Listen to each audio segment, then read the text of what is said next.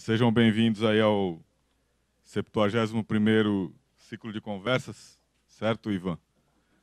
E é o 9º de 2013. Acho que todo mundo já conhece um pouco do que é o ciclo de conversa, né? A gente traz, eu digo a gente porque a gente é sócio aqui, qualidade com inovação, mas a inovação traz aqui para a gente, antes era quinzenal, agora está sendo mais ou menos mensal, né? Pessoas aí que têm uma história, que têm experiência para dividir aqui com a gente, provocar a gente. Acho que é bem legal, né? E hoje a gente está fazendo um negócio um pouco diferente, que é o primeiro ciclo que a gente está fazendo em parceria, né? A qualidade com a inovação. A gente já tem feito várias coisas em parceria e a gente está também inovando agora nesse ciclo de conversa, trazendo um tema que vale, e acho que vale também como pessoa, para liderança, pessoas, tem um aprendizado grande aqui. Eu vou ter que ler, porque o cara aqui é fera que a gente vai trazer hoje, né, o João Batista Ferreira. Ele é filho de banqueiro, estudou engenharia, medicina, higiene ambiental e continuou ampliando bastante seus horizontes. A gente é engenheiro de mesma formação praticamente.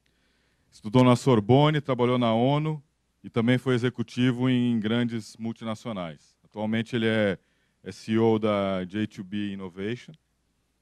Para quem depois quiser dar uma olhadinha, é bem interessante a proposta, né, de junta inovação com processo, com humanização, com pessoas. Essa é uma consultoria, então, que trabalha o desenvolvimento empresarial e cultura de inovação.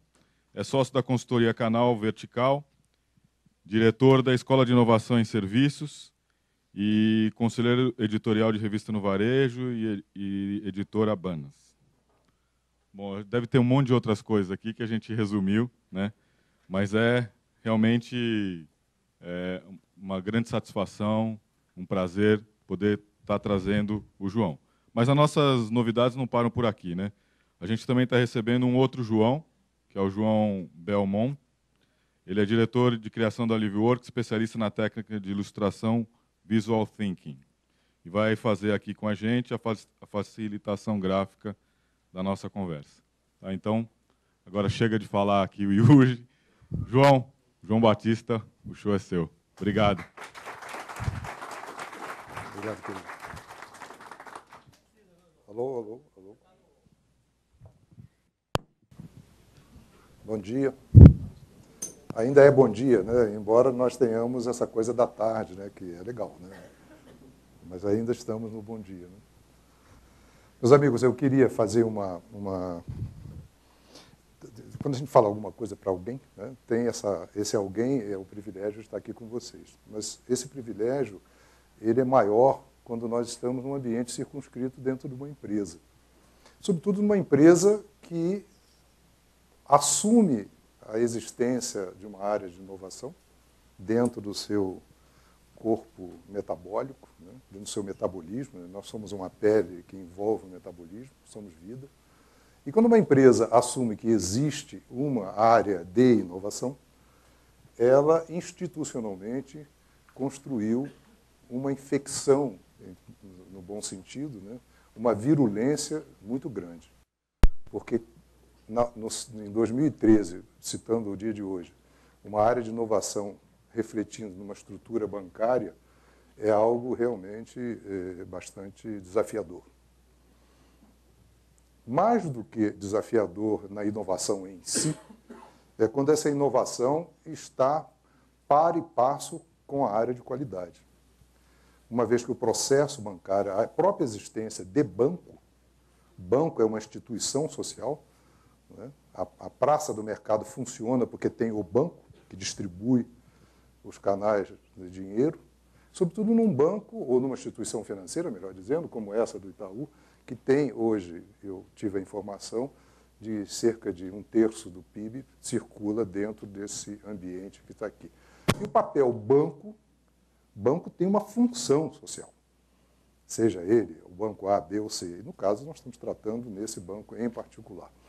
Eu queria, portanto, dizer a vocês que quando uma área de inovação se instala e começa a exercer a sua inquietação inovadora, e nós vamos tocar nesse ponto já já,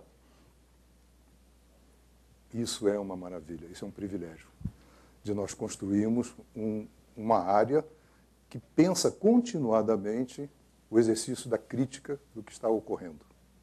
E, ao mesmo tempo que essa área está vivenciando um novo olhar, e é novo porque a função de banco não incluía uma área de inovação, embora incluísse aspectos inovadores. Mas assumir isso nessa dimensão significa um passo maduro, consistente e de extrema delicadeza institucional. Mais ainda, porque isso tem um caráter educacional. Porque essa área de inovação, ela irradia a inovação. E a inovação inclui gente, processo, métodos, tem que ser materializada em alguma coisa dentro dessa instituição. E quem cuida de que essa materialidade seja, de fato, uma materialidade consistente é a área tradicional de qualidade. E quando essa área de qualidade tem uma interface com essa área de inovação, nós criamos, então, algo que é contemporâneo do século XXI, no qual nós estamos vivendo. Eu queria, então, agradecer o privilégio de estar aqui com vocês, porque o ciclo de conversa, eu já sei que este é o 4º ano, já falamos aqui em 70 manifestações, e eu poder estar com vocês aqui, imagina, é para mim um privilégio, porque só estar aqui já é um privilégio. Não só de vocês, que eu imagino, que eu queria exaltar esse aspecto, mas também dizer que é um privilégio para a nossa interação. Eu tenho aqui um passador, esqueci dele, mas ele está vivo aqui. Portanto, falando um pouco do que o Yuji, meu colega, quando eu terminei meu curso de engenharia, ele não tinha nascido ainda. Que barato, né? Então, falando um pouco disso, mas nós estudamos as mesmas coisas. Somos certificados com as mesmas preocupações do ponto de vista profissional. Quando a gente recebeu o CREA, então diziam assim, vocês podem, isso que está aqui. Eu queria inaugurar essa nossa fala, essa nossa conversa, que na verdade eu vou tentar fazer uma trajetória rapidinho, e eu vou inaugurar isso com uma preocupação que a mim parece, e me impactou muito nesse ano que eu terminei o meu curso de engenharia, um ano dramático da sociedade mundial, inclusive aqui no Brasil, no ano de 1968, foi publicado um livro do Carlos Castanhedo, A Erva do Diabo. E esse livro, com esse título, né, que nós não vamos dar esse caráter, diabo, né, isso era apenas uma forma de expressão, muitas das vezes essas coisas de título são feitas pelos livreiros, né, isso vende mais e tal. Mas o fato é que esse livro tem um tema central que é extremamente importante, que é o seguinte, o Carlos vai fazer, ele é sociólogo, vai fazer um trabalho de campo, numa sociedade pequena, numa comunidade no México, e nesse trabalho de campo ele tinha uma preocupação, aliás, das mais lindas, né, de entender que toda a sociedade, toda a tribo tem um xamã, né, tem aquele personagem sábio, né, que representa o conhecimento dessa comunidade e que se repete. Né. Se for lá no Amazonas, eu já fui, estive lá com alguns numa tribo e conheci o chefe e conheci o xamã. Né? O cacique, que é o CEO da história, né? E o xamã, para ficar parecido com o que vocês ouvem todos os dias, e o xamã é aquele que detém o conhecimento. Então, num determinado momento, eu identifico que aquela pessoa é o xamã. Mas como é que ela virou homem de conhecimento? O que teve que ser feito, o que aconteceu para que ele seja homem de conhecimento? E depois, cá para nós, não é quando ele morrer e desaparecer que a sociedade desaparece. Essa coisa continua. Então, a área conhecimento dessa sociedade está muito bem resolvida. Agora, como é que isso acontece numa sociedade que não tem linguagem escrita, né, que não usa iPhone, etc., não tem Google? Como é essa história? Então, a questão foi formulada de inúmeras maneiras. O Dom Juan, que era o tal personagem, até que, num determinado momento, ele resolve explicar. Então, ele pergunta, Quem está habilitado a ser homem de conhecimento, ou ser xamã?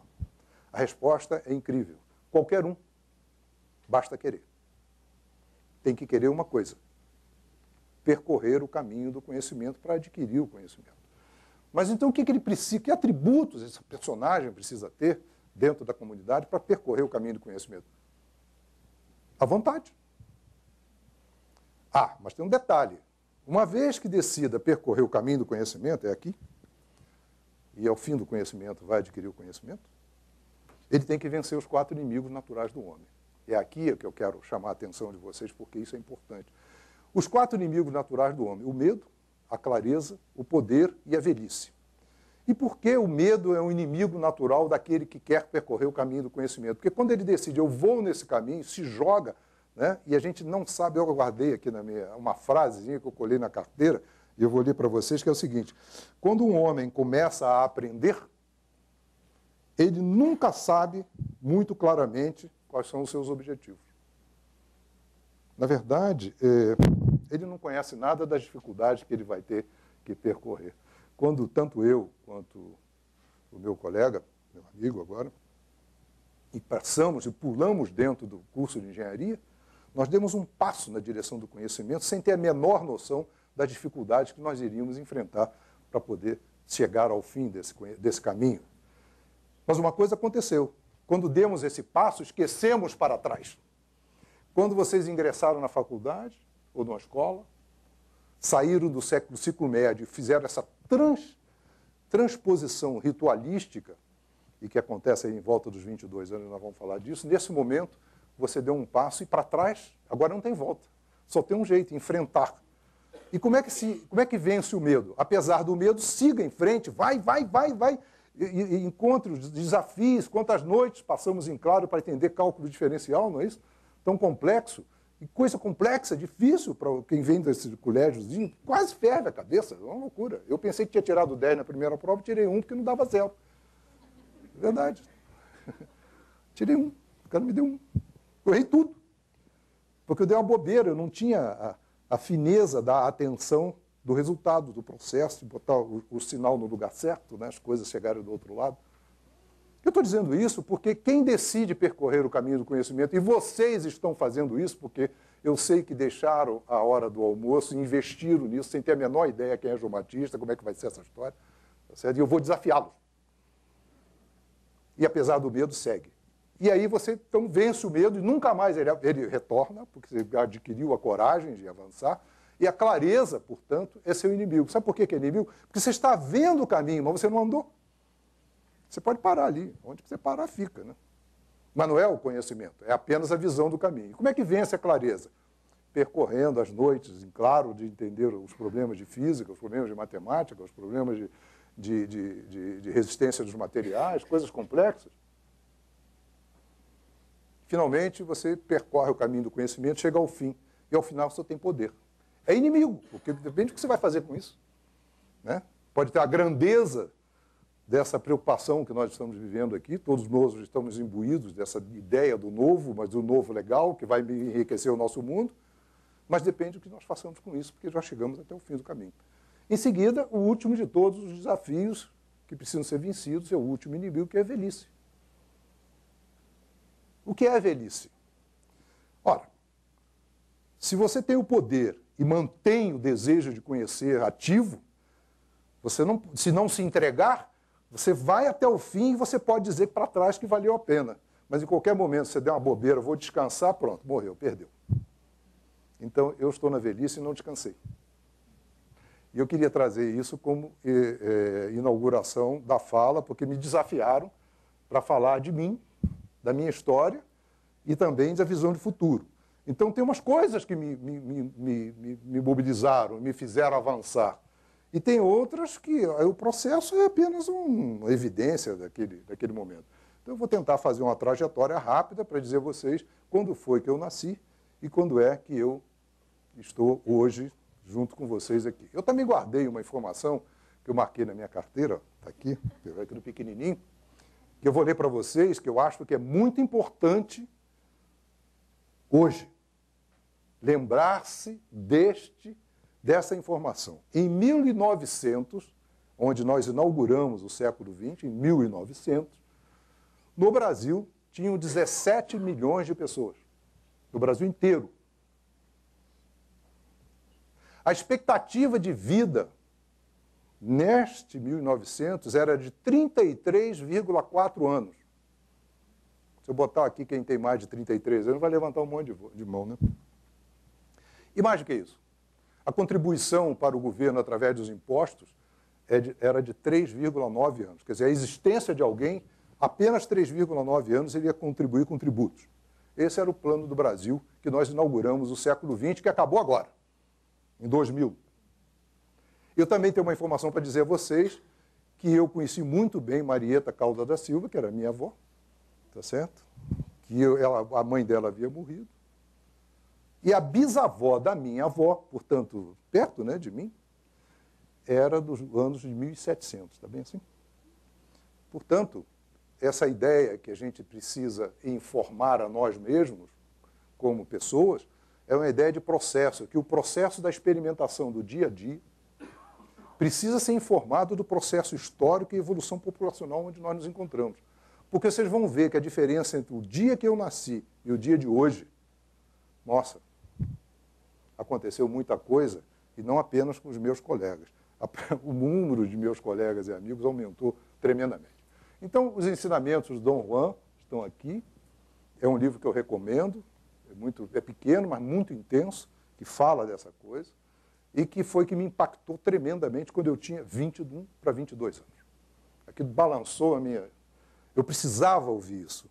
Eu precisava porque eu estava vivenciando a ideia de me lançar no mundo quando muitos de vocês estão vivendo esse momento agora, em torno dos 22 anos. E isso não é a idade do ponto de vista coletivo, e sim a idade do ponto de vista do nosso macaco Homo sapiens. Porque demora 22 anos a infância. E nós estamos largando a infância, então vamos para frente, vamos pular na frente, não é isso? Quero ser, né? Aí eu não sei o que é, porque você vai pular e não sabe o que é. Né? Então, esse é a nossa visão de que nós somos uma espécie, que a vida no planeta no planeta Terra é uma coisa rara e frágil, que as condições para que isso aconteça, que começou há 3,5 bilhões de anos atrás, e nós temos aqui 2 milhões, nada, né? Esse macaco que vem dos antropóides, orangotango, chimpanzé, gibão, gorila e hominídeo.